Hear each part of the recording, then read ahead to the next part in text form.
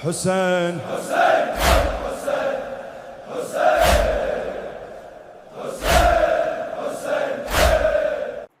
لا حول ولا قوة إلا بالله العلي العظيم. حسبنا الله ونعم الوكيل ونعم المولى ونعم النصير. أعوذ بالله من الشيطان الرجيم. بسم الله الرحمن الرحيم. الحمد لله الذي أول بلا أول كان قبله والآخر بلا آخر يكون بعده، الذي كثرت عن رؤيته أبصار الناظرين وعجزت عن نعته أوهام الواصفين. ثم الصلاة والسلام والتحية والإكرام على أشرف الأنبياء والمرسلين حبيب إله العالمين، حبيب قلوبنا وطبيب نفوسنا وشفيع ذنوبنا، مولانا أبي القاسم محمد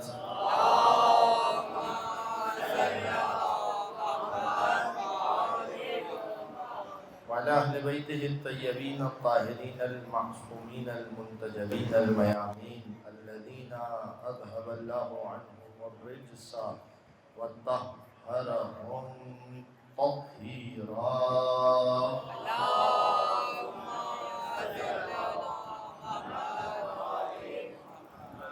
واللعنة الدائمة الباقية المستمرة على أعدائهم ومنكر فضائلهم وغاصب حقوقهم أجمعين. أما بعد، فقد قال رسول الله صلى الله عليه وآله: من زار البيت ولم يضرني فإنه جفاني. ایک درود پڑھ دیجئے محمد آل محمد پر.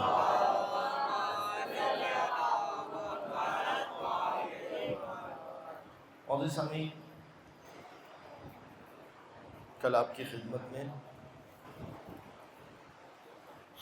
اس عنوان سے گفتگو کا آغاز کیا کہ زیارت قبر رسول خدا ہمارا ایمان ہے اور ہمارا عقیدہ ہے. لہٰذا بچوں سے کہیں باتیں نہیں کریں. بیٹا آپ لوگ ادھر الگ الگ بیٹھ جاؤ، آپ ادھر آ جاؤ، آگے آ جاؤ. اللہم صلی علی. ایک اور درود پڑھ دیجئے محمد علیہ صلی علی.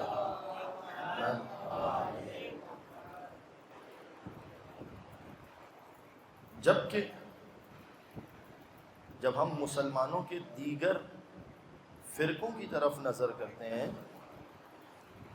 تو ان فرقوں میں زیارت قبر رسول خدا یا قبر رسول خدا سے برکت حاصل کرنا، زیارت کا مطلب ہی یہی ہے کہ ہم فقط وہاں قبر کو دیکھنے کے لیے نہیں جاتے کہ ہاں رسول خدا کی ایک قبر بنی ہوئی ہے، صرف یہ کرنے کے لیے نہیں جاتے، بلکہ زیارت کا مطلب ہی یہی ہے کہ ہم اپنی زندگی کے لیے اس قبر سے برکت لینے جاتے ہیں. تو ہم مسلمانوں کے فرقوں میں دیکھتے ہیں کہ بعض فرقے ایسے ہیں کہ جو کہتے ہیں کہ یہ تو عمل بدعت ہے. لہذا ایک فرقہ ہے کہ جو اسے بدعت کہہ رہا ہے، اور ہم کہہ رہے ہیں کہ ہمارا ایمان ہے کہ جب ہم اس قبر پر جائیں گے تو وہاں سے اپنی زندگی کے لیے برکت لے کر آئیں گے، ہے نا. تو کل جو میں نے آپ کی خدمت میں گفتگو کی تھی ابن تیمیہ کیا کہہ رہا ہے؟ ابن تیمیہ کہہ رہا ہے کہ حضور نہیں کوئی جانے کی ضرورت نہیں ہے، یہ تو ایک بدعت ہے رسول کی قبر پہ جانا. پھر اس کے بعد آگے جا کے وہ تقسیم کرتے ہیں، کہتے ہیں کہ دیکھو جب آپ کسی کی قبر پہ جاتے ہیں تو دو وجہ ہوتی ہیں. ایک کسی کی قبر پہ جانا اس انداز سے کہ جیسے آپ نماز میت پڑھنے کے لیے جاتے ہیں. تو نماز میت میں آپ کیا کرتے ہیں؟ اس شخص کے لیے دعائے خیر کرتے ہیں. اللہم انا لا نعلم منہ الا خیرا وانت اعلم به منا اللہم ان کان محسنا فزد فی احسانہ وان کان مسیئا فتجاوز عنہ. تو یہ آپ کیا کرتے ہیں؟ دعا کرتے ہیں پروردگار ہم نے اس سے خیر کے علاوہ اور کچھ نہیں دیکھا، پروردگار تو ہم سے زیادہ بہتر جاننے والا ہے، پروردگار اگر یہ نیک تھا تو اس کی نیکیوں میں اضافہ فرما، اگر یہ گناہگار تھا تو اس کے گناہوں کو معاف کر دے. تو ایک ہم نماز میت کے لیے، یعنی نماز میت صلاۃ المیت حقیقت میں میت کے لیے دعا ہے، تو ایک مرتبہ ہم میت کے لیے دعا کرنے کے لیے جاتے ہیں. کہتے ہیں اگر آپ رسول کی قبر پہ جا رہے ہیں کہ رسول کے لیے دعا کرنا،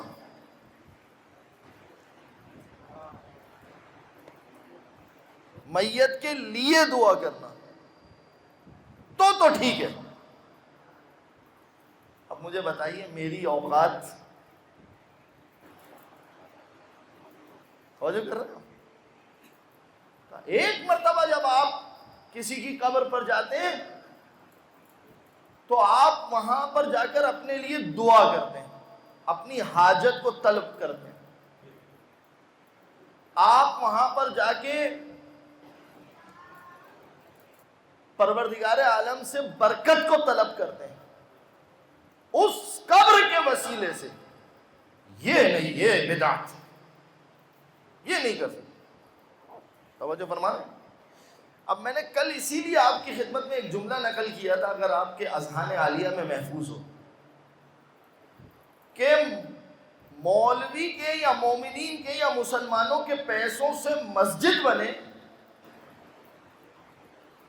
تو وہ مسجد تو مشرف ہو جائے مگر محمد کی قبر پر جا کر دعا نہیں کر سکتے. یہ ہے مسلمانوں کا عقیدہ.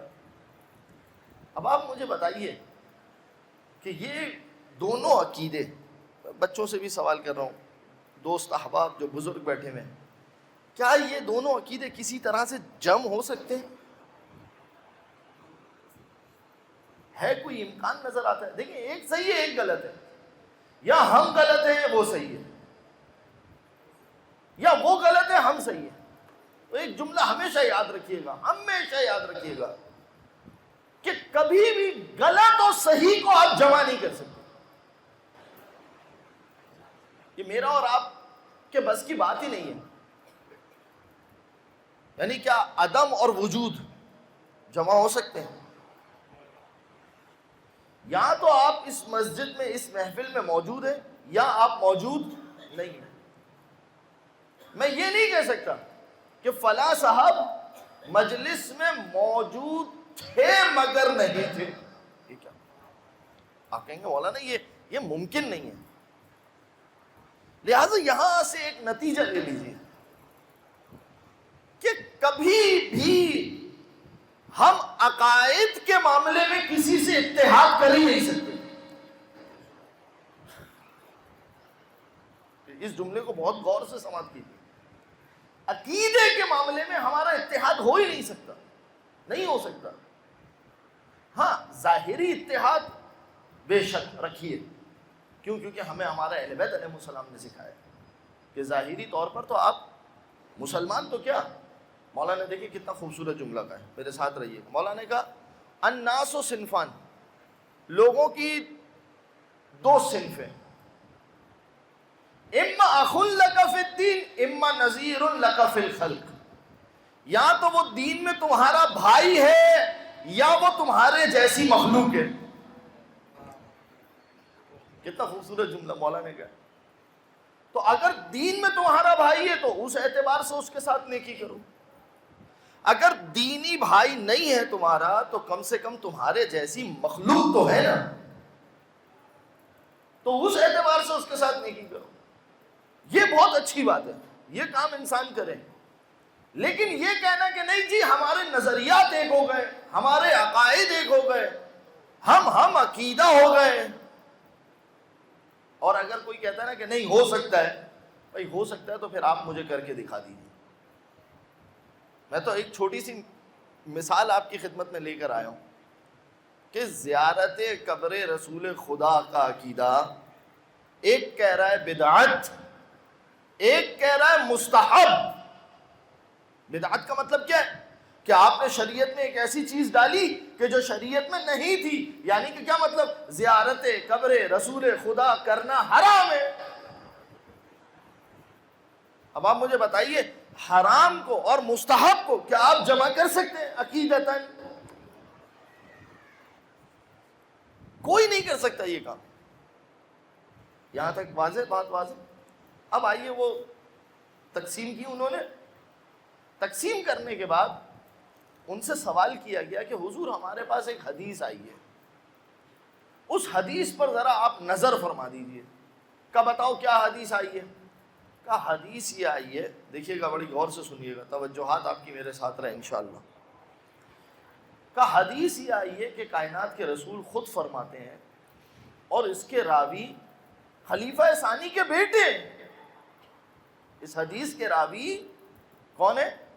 خلیفہ ثانی کے بیٹے. وہ کہتے ہیں کہ رسول نے فرمایا کہ من زارا قبری وجبت لہ الجنہ، جو میری قبر کی زیارت کرے گا اس پر جنت واجب ہو جائے گی.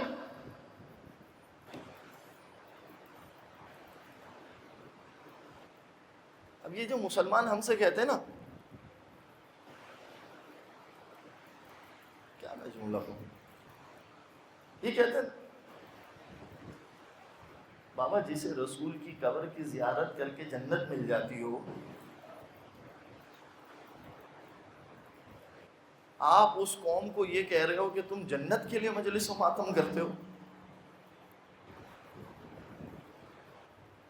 حسین کا حق ہے کہ ساری زندگی حسین پر گریہ کیا جائے.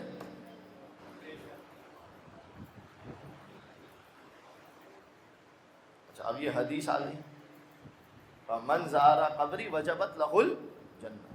اور کہا یہ ایک حدیث نہیں ہے، ہم آپ کو بتاتے ہیں کہ ایک اور حدیث بھی ہے. کہا وہ کیا حدیث ہے؟ کہا حدیث میں آیا. اب دیکھیے ادھر مفتی کا فتویٰ ہے کہ بدعت ہے، اور ادھر حدیث کیا کہہ رہی ہے؟ جو میری قبر کی زیارت کرنے کے لیے آئے اس کے اوپر جنت واجب ہے. تو مفتی کے فتوے میں اور حدیث میں فرق دیکھا. توجہ ہے میرے ساتھ رہیے گا. اچھا اب کا ایک اور حدیث ہے. کا کون سی حدیث؟ کا رسول خدا نے فرمایا کہ من زار البیت، جو حج پر جائے، خانہ خدا کی زیارت کے لیے جائے، ولم یزرنی، اور وہ میری زیارت نہ کرے. یعنی سعودی عرب گیا، مکہ گیا، مکے جانے کے بعد اس نے رسول کے قبر کی زیارت کی، خانہ خدا کی زیارت کی، پھر رسول فرماتے من ولم یزرنی، مگر میری زیارت کے لیے نہ آئے، فَإِنَّهُ جَفَانِي، اس نے میرے اوپر ظلم کیا. ظلم کیا ہوتا ہے؟ کہ کسی کا حق ہو اور وہ حق اس کا ادا ہے نا. تو جب تم وہاں تک گئے، بیت اللہ کی تم نے زیارت کی اور رسول کی قبر کو چھوڑ کر آ گئے، تو رسول خدا کہہ رہے ہیں کہ تم نے میرا حق ادا نہیں کیا. اچھا اب یہاں میرا ایک سوال ہے، یا رسول اللہ کیا مطلب ہم نے آپ کا حق ادا نہیں کیا؟ یہ بتاؤ وہ جو تم حج پر گئے تھے وہ اللہ تمہیں میں نے بتایا تھا یا کسی اور نے بتایا تھا؟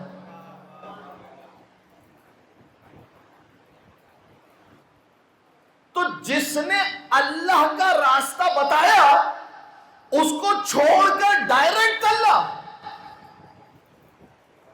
بس یہی ہے وسیلہ. اسی وجہ سے دیکھیے آپ توجہ کیجئے، وسیلے کو ترک کرنا فطرت کی مخالفت ہے. فطرت کی مثال دوں آپ کو، چھوٹی چھوٹی مثالیں دوں. ایک اسٹیٹ ایجنٹ ہے, میرے ساتھ رہیے گا. دیکھیے میں چونکہ میں نے پہلے دن آپ سے کہا تھا موضوع تھوڑا سا علمی ہے, تھوڑا آپ میرے ساتھ رہیں. اہل بیت انشاءاللہ ہمارے لیے آسانیاں پیدا کریں گے. تھوڑا سا میں آپ کو ایک مثال دیتا ہوں. آپ اسٹیٹ ایجنٹ ہیں, مڈل مین ہے. ایک پارٹی آئی آپ کے پاس, اس نے کہا حضور ہمیں گھر بیچنا ہے. آپ نے کہا جی ہم بکوا دیں گے آپ کو, کوئی مسئلہ ہی نہیں ہے, بتا دیجیے آپ کا گھر کہاں ہے. انہوں نے کہا یہ بلڈنگ ہے, یہ فلیٹ نمبر ہے. آپ نے اپنا رجسٹر کھولا, لکھ لیا. ایک دوسری پارٹی آئی گھر خریدنے کے لیے. جب وہ دوسری پارٹی گھر خریدنے کے لیے آئی, انہوں نے کہا ہمیں گھر خریدنا ہے. آپ نے کہا جی بالکل ہمارے پاس گھر ہے, ہم آپ کو دکھاتے ہیں گھر. اب آپ انہیں گھر لے گئے. جب وہ گھر آپ لے کر گئے تو آپ وہ دونوں جان پہچان والے نکلے. ارے آپ کا گھر ہے؟ کہا ہاں ہمارا گھر. ارے آپ کو خریدنا ہے؟ جی جی ہمیں خریدنا ہے. کہا چلے بھائی آئے ذرا بیٹھتے ہیں, دکان پہ بیٹھتے ہیں تو سودا بناتے ہیں. اب آپ اسے دکان پر لے کر آئے. دونوں نے کہا چلے بھائی سوچ کے بتاتے ہیں. 2 دن کے بعد آپ کو پتا چلا انہوں نے آپ کو بیچ سے کاٹا. کہا بھائی اسے کیوں دیں, اور انہوں نے آپس میں خود سودا کر لیا. اب آپ کسی کے پاس بھی جائیے, کوئی انسان یہ کہے گا کہ انہوں نے صحیح کام کیا. تو اپنے معاملات میں تو وسیلہ سمجھ میں آتا ہے, اس کے معاملات میں وسیلہ سمجھ میں نہیں ہے.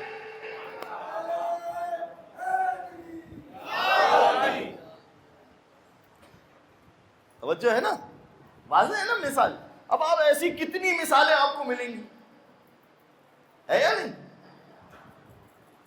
اسی وجہ سے جب اس نے آدم کو بنایا تھا تب ہی یہ فیصلہ کر لیا تھا بِهِ آخُذُ وَبِهِ أُعْطِي. فرشتوں نے پوچھا نا پروردگار یہ ہے کیا؟ کہا یہ ہے, اس کی اصل کہانی یہ ہے کہ میں دوں گا تو اس کے وسیلے سے دوں گا, لوں گا تو اس کے وسیلے سے لوں گا. اگر نماز محمد کے وسیلے سے دی ہے تو نماز قبول بھی محمد کے وسیلے سے کر. ایک مل کر درود پڑھ دیجئے محمد آل محمد.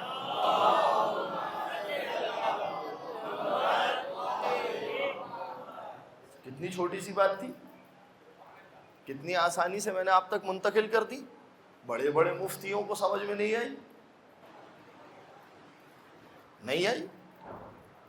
اب جسے سمجھنا ہی نہ ہو اس سے میں اور آپ ضد پیش نہیں کر سکتے. ہمارا کام ہے بات کو پہنچانا. اب آپ توجہ کر رہے ہیں, 2 حدیثیں میں نے آپ کی خدمت میں پیش کی.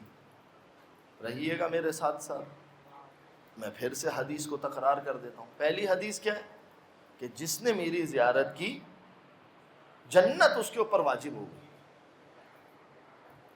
دوسری حدیث کیا ہے کہ جو حج بیت اللہ کی زیارت کرے اور میری زیارت نہ کرے, رسول فرما رہے ہیں, تو اس نے مجھ پر ظلم کیا, جفا کی. اب یہ ابن تیمیہ کو یہ 2 حدیثیں کسی نے لکھ کر بھیج دی. کہ یہ حدیث تو یہ کہہ رہی ہے, کہا دیکھو یہ جو پہلی حدیث ہے نا یہ اسے سنن دارالقطنی نے درج کیا ہے اور یہ حدیث ضعیف ہے. حدیث کیا ہے؟ میرا فتویٰ ٹھیک ہے, حدیث ضعیف ہے. اچھا جی حدیث چلے, یہاں آپ کہتے ہیں حدیث ضعیف ہے, آگے بڑھیے. دوسری حدیث, کہا دوسری حدیث تو ہمارے مذہب کے عقائد کے خلاف ہے, اس کے اندر بات. کہا کیوں بھائی عقائد کے خلاف ہے؟ کہا اب اگر کوئی رسول خدا کی زیارت کے لیے نہ جائے تو یہ ظلم کیسے ہو گیا؟ اسے نہیں جانا تھا, وہ نہیں گیا, تو ظلم کیسے ہو گیا؟ تو یہ میں نے آپ کو سمجھا دیا کہ ظلم کیسے ہو گیا. وہ جو جیسے کہ تم نے بیچ والے مڈل مین کو آف کیا تو ظلم ایسے ہو گیا کہ تم محمد کو بھول گئے، خدا کے پاس چل. حق محمد مصطفیٰ ہے. یہی وجہ ہے کہ ہمارے علماء کا فتویٰ یہ، توجہ کیجئے گا، ہمارے علماء کا فتویٰ یہ، ہمارے پاس دونوں طرف روایتیں کہ جب حج کر لو، حج کے بعد تمہارے حج کا اتمام یہ ہے کہ جا کر رسول خدا کو سلام کرو اور بقی کے ائمہ کے سامنے اپنی پیشانی ٹیک دو. یہ تمہارے حج کا اتمام ہے، دونوں روایت. لیکن ہمارے بعض علماء نے کہا کہ اس سے بھی بہتر یہ کہ جانے سے پہلے حج پر خانہ کعبہ مکہ جانے سے پہلے محمد کے پاس سے ہو کر جاؤ. کہا کیوں بھائی، کیا دلیل ہے آپ کے پاس؟ کہا اس لیے کہ گھر میں دروازے سے جایا جاتا ہے. اللہ ہے گھر، محمد ہے دروازہ، محمد ہے شہر، علی ہے دروازہ.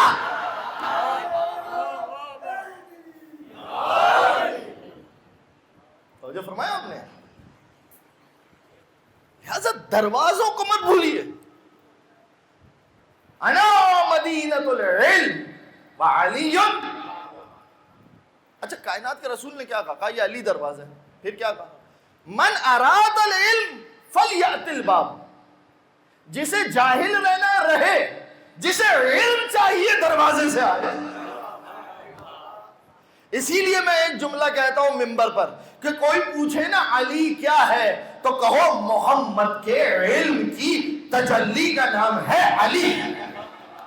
ایک درود پڑھ دیجئے محمد آل محمد.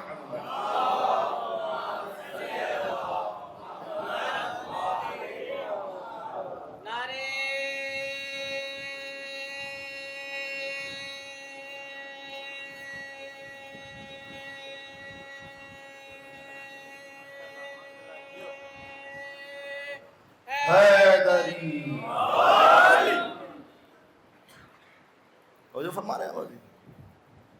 لہذا انسان کبھی بھی وسیلے کو فراموش نہ کرے.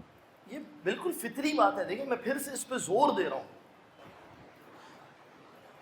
کسی بچے کو آپ پڑھائیں، اس کی فیس آپ بھریں، اسے اچھے سے اچھے اسکول میں لگوائیں، اچھے سے اچھے کالج میں اس کو پڑھائیں، اس کے بعد وہ ڈاکٹر بن جائے. اور ڈاکٹر بن جانے کے بعد بڑی کرسی پہ بیٹھ جانے کے بعد اگر وہ آپ سے ملنے بھی نہ آئے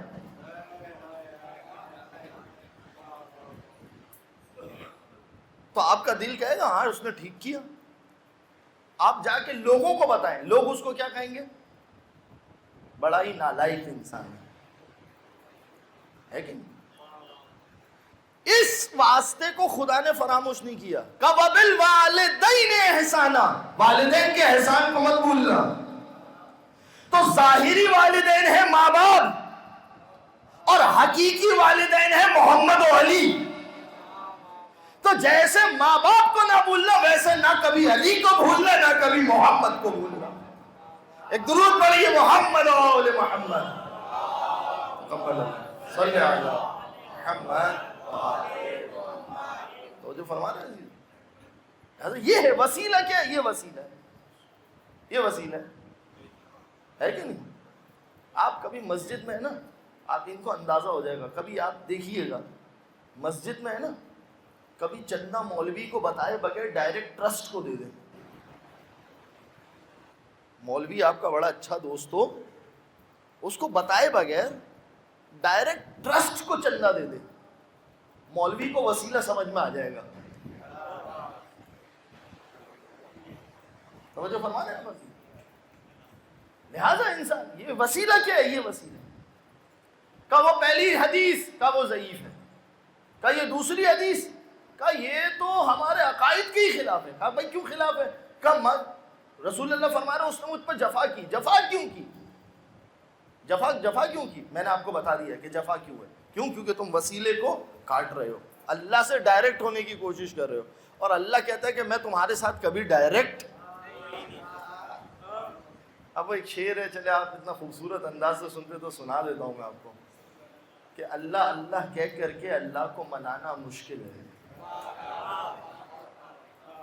بے آل احمد احمد کو اپنا بھی بنانا مشکل ہے. جب آل نہیں احمد بھی نہیں، احمد جو نہیں اللہ بھی نہیں، جب تک نہ ہو یہ سب راضی فردوس میں جانا مشکل. یہ سلسلہ ہے، آپ اس کے بغیر نہیں. آگے زندگی آگے بڑھانا بیکار ہے. اس لیے کہ صحیح ہے، دنیا تو جیسے چل رہی ہے چل جائے گی، آخرت میں کچھ ہاتھ آنے والا. کا لہٰذا یہ دوسری حدیث یہ تو موضوع ہے، گڑی ہوئی حدیث ہے، گڑی. اب دیکھیے علامہ امینی جو آپ سنتے ہیں نا، صاحب غدیر، جن کی کتاب ہے الغدیر، انہوں نے کام کیا کیا.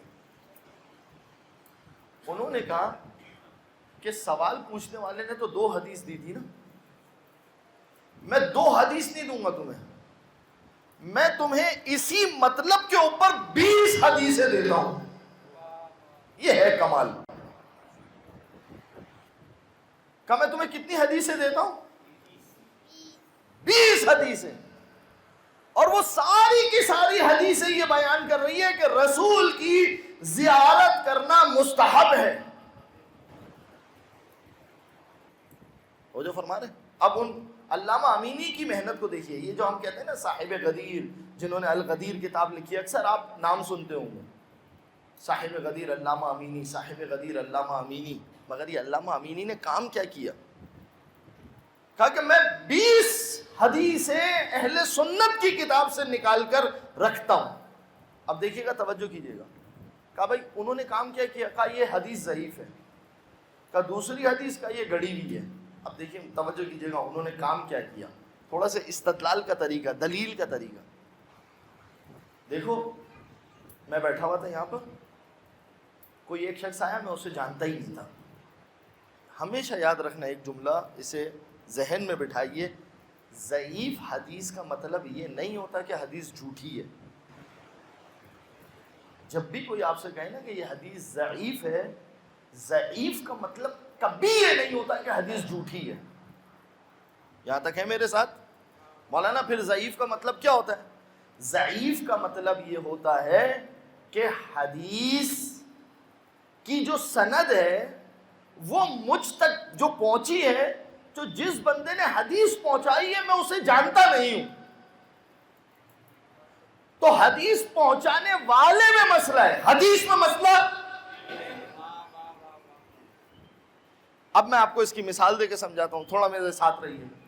ایک شخص آیا، اس نے کہا مولانا، ایک دم سے آیا میرے پاس یہاں پر، اس نے کہا مولانا مجلس کا وقت ختم ہو گیا. میں کہوں گا شاید بیچارہ غلطی سے آ گیا ہوگا، ابھی ہے مجلس. مگر دوسرا شخص آیا، اس نے کہا مولانا ختم ہو گیا وقت آپ کا. 2 بندے. تیسرا بندہ آیا، اچھا اسے بھی میں نہیں جانتا تھا. تیسرا بندہ وہ کھڑکی سے کھڑے ہو کے اشارہ کر رہا تھا مولانا، یعنی مجلس کا وقت. چوتھا بندہ ادھر سے آ گیا، اس نے کہا مولانا. 5واں بندہ آیا، اس نے ایک مرتبہ مائک کو بند کر کے مجھے جھٹکا دیا کہ بھائی واقعاً وقت. تو جو پہلا آیا تھا تب مجھے اتنا اطمینان نہیں آیا. جب دوسرے نے اشارہ کیا تھوڑا اضافہ ہوا 10%. تیسری حدیث آئی 10%، چوتھی آئی 10%، پانچویں آئی 10%. یہ سارے 10% مل کے 100 ہو گئے. علامہ امین نے کہا 100 پہ نہیں رکوں گا، 20 حدیثیں دوں گا، 200 پہ پہنچاؤں گا. کتنے پہ پہنچاؤں گا؟ اب علامہ امینی نے جو کام کیا وہ میں آپ کی خدمت میں. ایک درود پڑھیے محمد و آل محمد پر.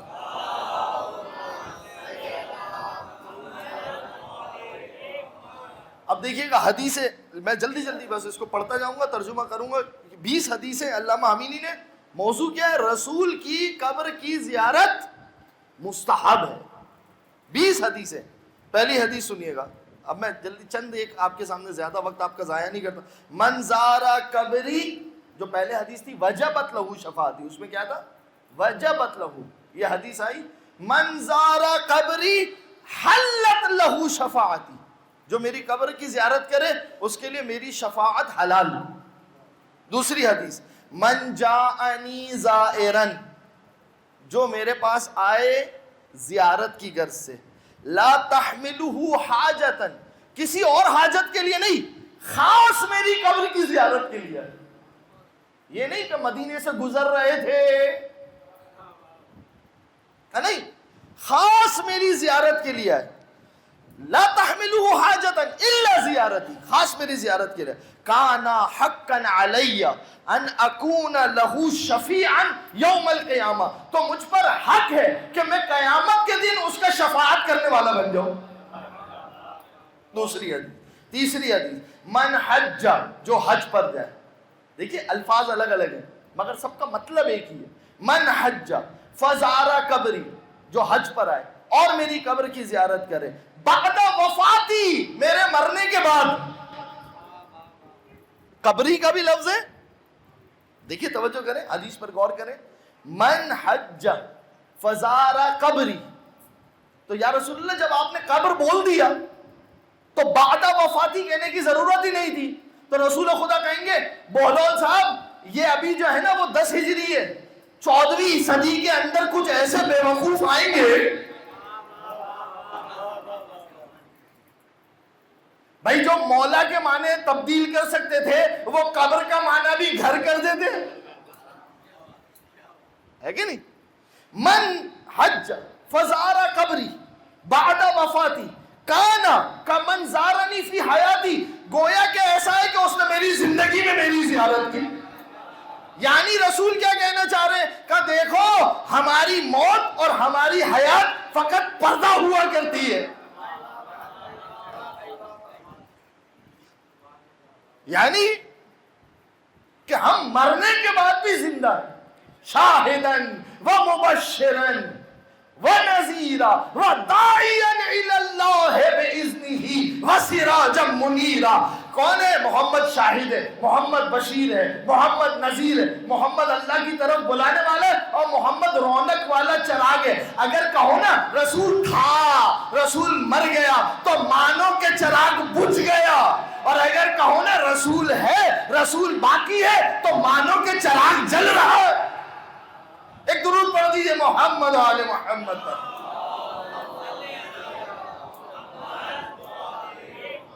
پھر سنتے جائیے گا، بس جلدی جلدی سے، من حج البیت، جو حج کی زیارت، جو حج کے لیے، ولم یزرنی، جو میری زیارت نہ کرے، فقط جفانی، اس نے میرے اوپر جفا کی، من زار قبری، جو میری قبر کی زیارت کرے، او من زارنی، یا جو میری زیارت کرے، کنت شفیعا لہ و شہیدا، میں اس کی شفاعت بھی کروں گا، اس کے اعمال کی گواہی بھی دوں گا۔ شہیدہ، یہاں پر ایک لفظ کا اور اضافہ ہوا، پھر آگے چلیں، من زارنی متعمدن، متعمد یعنی قصد کر کے، ایسا نہیں بس پہنچ گیا تھا تو کر لو، بھائی وفد کے ساتھ گئے تھے، مجبوری تھی، حکومت کا وفد تھا، توجہ کے لیے، تو بھائی حکومت کا وفد تھا، اب تو ہم مجبور تھے، ہمیں بھی آگے ہاتھ لگا کے کھڑا ہی رہنا۔ ہاں کچھ مولوی کچھ مفتی گئے تھے، تو بعد میں لوگوں نے پوچھا ارے بھائی ممبر سے تو کہتے تھے وہاں پر ہاتھ نہیں پھیلانا، ہم نے تو خود تمہیں ویڈیو میں دیکھا، اور کہنے لگے وہ حکومت کا وفد تھا، یعنی حکومت کی مجبوری میں تم محمد کے آگے ہاتھ پھیلا دو۔ توجہ فرمائیے عزیزو، من زارنی متعمدن، جو قصد کے ساتھ ارادہ کر کے میری زیارت پر آئے، کان فی جواری یوم القیامہ، قیامت کے دن میں اسے اپنا پڑوسی بناؤں گا۔ اللہ،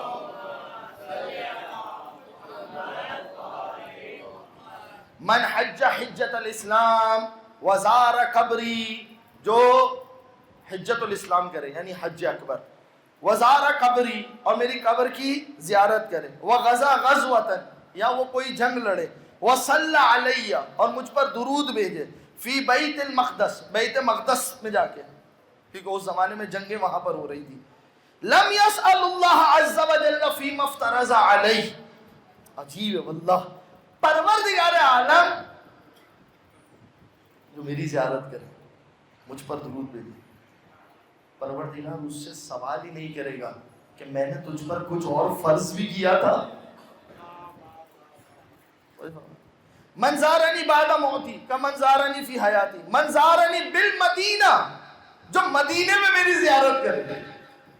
جو فرما رہے ہو, جو مدینے میں میری زیارت کرے. کنت لہ شفیعا و شہیدا, میں اس کا شفاعت کرنے والا ہوں اور میں اس کے اوپر گواہ ہوں.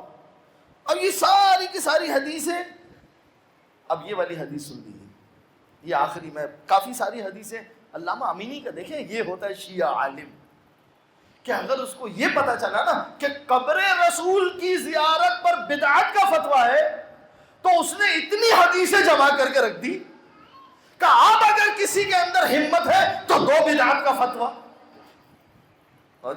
اب یہ والی حدیث سنے کیا ہے. اب تک کیا تھا, میں گواہ ہوں, میں اس کی شفاعت کروں گا, وہ میرا پڑوسی ہوگا. ساری یہ سنیے گا, من حج الی المکہ, جو مکہ جائے حج کرنے, ثم قصدنی فی مسجدی, پھر میرا ارادہ کر کے میری مسجد میں آئے میری زیارت کے لیے. توجہ کیجیے گا, کتبت لہو حجتان, اس کا ایک حج 2 حج میں بدل جائے گا.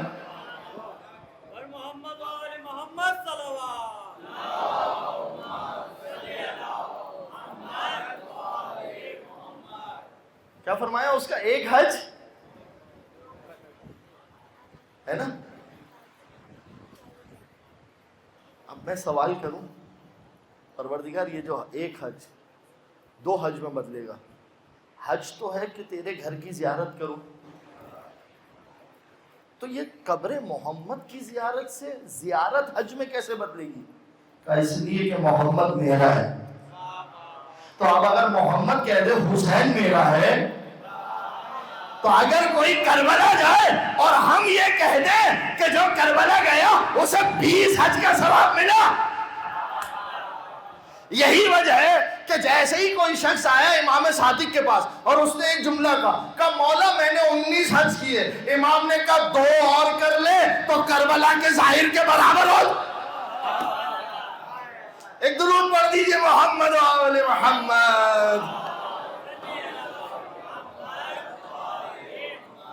توجہ فرما رہے ہیں, بس میرا وقت مکمل ہو گیا, معذرت چاہتا ہوں. کل انشاءاللہ کل ایک گفتگو کروں گا ان کے مذہب کے اندر کہ عورت قبر کی زیارت نہیں کر سکتی, اور ہمارے مذہب میں ہمارے مسلک میں کہ عورت کا قبر کی زیارت کے لیے جانا ویسے ہی جائز ہے جیسے مرد کا جانا جائز, دونوں میں کوئی فرق. یہی وجہ ہے کہ وہاں پر سعودیہ کے اندر مدینے میں کوئی خاتون اس ایریے میں داخل نہیں ہو سکتی جہاں رسول کی قبر ہے, مگر کربلا میں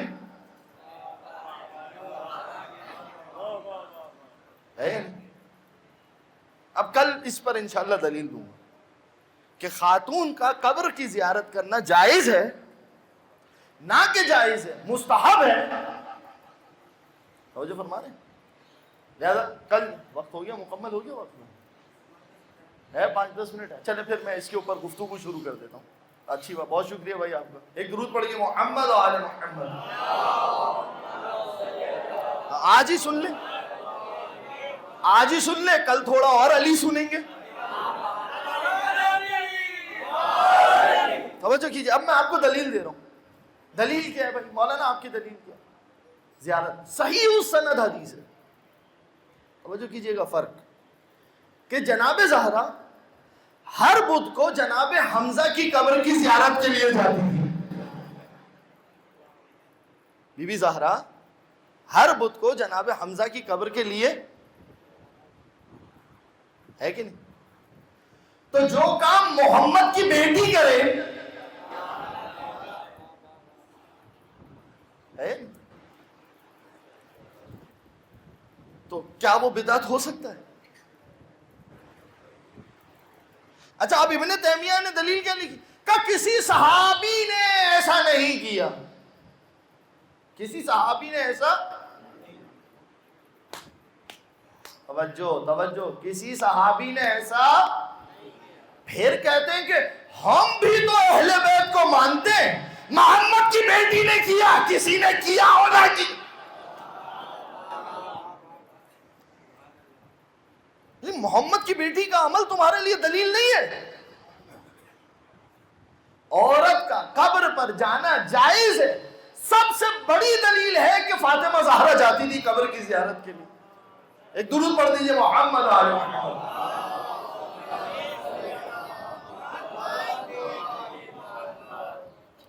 ہے یا نہیں؟ بھئی آپ رد کرنے جب سیرت فاطمہ زہرا. کیوں؟ کیونکہ پتہ ہے کہ اگر بات آئے گی کہ محمد کی بیٹی جاتی تھی تو کل یہ بھی بات آئے گی کہ کس حالت میں جاتی تھی اور کب کب جاتی تھی.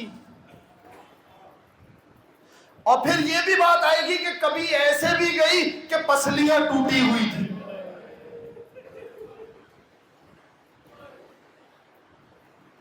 اب آپ مجھے بتائیے، یعنی حجت فاطمہ زہرا کا انکار. کہ آپ لوگوں نے روایت سنی، ہمارے یہاں پر روایت ہے. یہ دیکھیے شبہات کے دلدل میں مت پھنسیں. جتنے مومنین بیٹھے ہیں ہمیشہ یقین کی اینک کے ساتھ آگے بڑھیں. یقین کی فکر سوچ لگا کر آگے بڑھیں. توجہ فرما رہے ہیں آپ؟ کیا فرمایا؟ عجیب واقعہ. یہ روایت آپ سنتے کہ اہل بیت علیہ السلام جناب زینب کو رات کی تاریکی میں ماں کی قبر پر لے جاتے تھے. ہے نہیں؟ لہذا یہ جو ہے سب سے بڑی دلیل ہمارے پاس یہ ہے. دوسری دلیل کیا ہے؟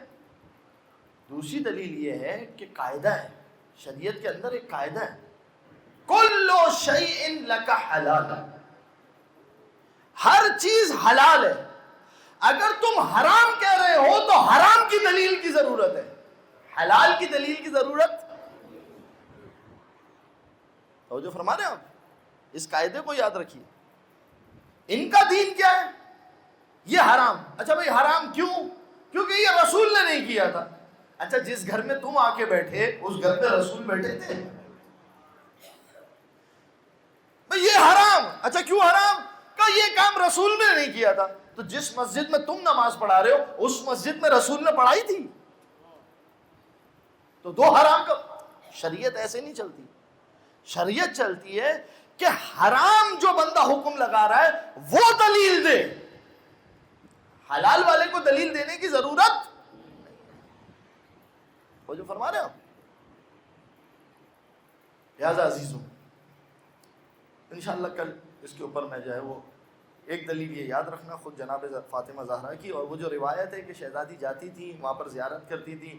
کامل الزیارات کے اندر ہمارے پاس اور بہت ساری روایات ہیں کہ جب مستورات آتی تھی سید الشہداء جناب حمزہ کی زیارت کرنے کے لیے تو امام سجاد ان سے امام جعفر صادق ان سے یہ کہا کرتے تھے کہ تم سید الشہداء کی زیارت کیوں نہیں کرتی؟ سوال کرتی تھی کون سید الشہداء؟ امام بتاتے تھے سید الشہداء وہ کہ جو کربلا میں دفن ہیں، سید الشہداء. اجرکم علی الزہراء. عزیزوں ابھی میں نے ایک جملہ پڑھا نا کہ رات کی تاریکی میں چراغ بجھا کر زینب کو زیارت کرائی جاتی تھی ماں کی قبر کی. اور وہ زینب اللہ جانے بلوے عام میں کیسے آ گئی. اجرکم علی الزہراء. عزیزوں یہ وہ ایام ہے جو انتہائی غم کے انتہائی کرب کے ایام.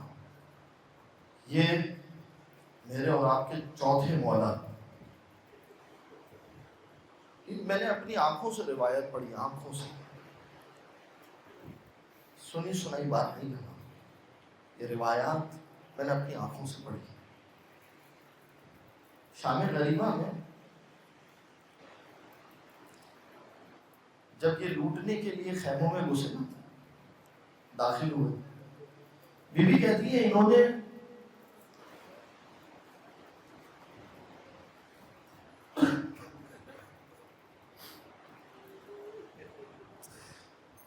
علی کی بیٹی کہتی ہے کہ شہزادی زینب اس روایت کو نقل. اس نے ہاتھ بڑھا کر میرے کان کی بالیاں کھینچی.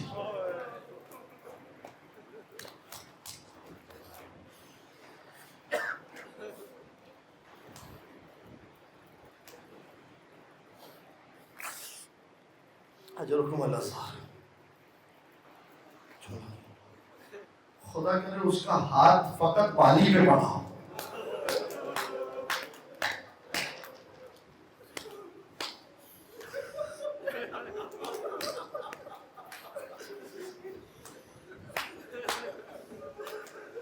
حسین کہتا ہے جب اس نے بالی، بی بی کہتی ہے جب اس نے بالی چھینی نا میرے کانوں سے خون ٹپک رہا تھا. ادھر میری بچی رکیا کھڑی تھی.